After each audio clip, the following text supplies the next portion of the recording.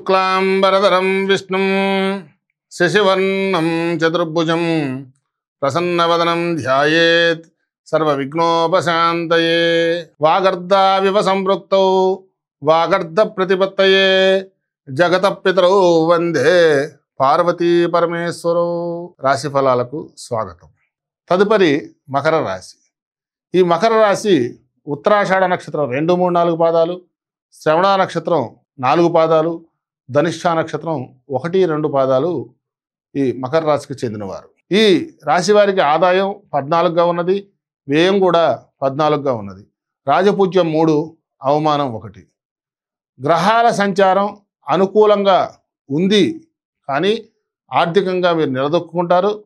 రుణ సమస్యలు ఏవైతే ఉన్నాయో ఈ సంవత్సరం మీకు కొంచెం పరిష్కారం అవుతాయి. శుభకార్యాల కోసం మీరు చేసే ప్రయత్నాలు ఏదైతే ఉందో ఆ యొక్క కార్యాలకు ఘనంగా మీరు ఖర్చు చేస్తారు. బంధువులతో సంబంధాలు బలపడతాయి. కొత్త యత్నాలకు మీరు శ్రీకారం చుడతారు. ప్రేమానుబంధాలు కూడా బలపడతాయి. గృహ నిర్మాణాలు, మరమ్మతులు చేపట్టడం అనేది జరుగుతుంది ఈ సంవత్సరం. ఆరోగ్యం పట్ల మాత్రం కొంచెం జాగ్రత్త అవసరము. తరచూ కూడా వైద్య పరీక్షలు మీరు చేయించుకోవడం ఉత్తమమైనటువంటి మార్గంగా సూచన. గృహంలో ఉత్సాహపూరితమైనటువంటి వాతావరణం నెలకొని ఉంటుంది. పదవుల స్వీకరణకు మాత్రం కొన్ని అడ్డంకులు ఏవైతే ఉన్నాయో అవి తొలుగుతాయి. పత్రాల రెన్యువల్స్లో అలక్ష్యం తగదు.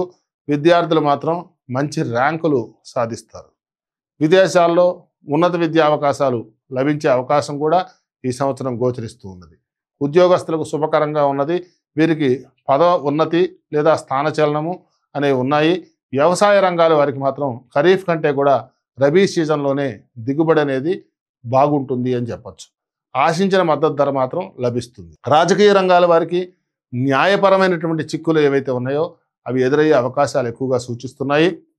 వ్యాపార వర్గాలకు అలాగే గత సంవత్సరం కంటే కూడా ఈ సంవత్సరం అనుకూలంగా ఉందని చెప్పవచ్చు. నష్టాలను భర్తీ చేసుకుంటారు.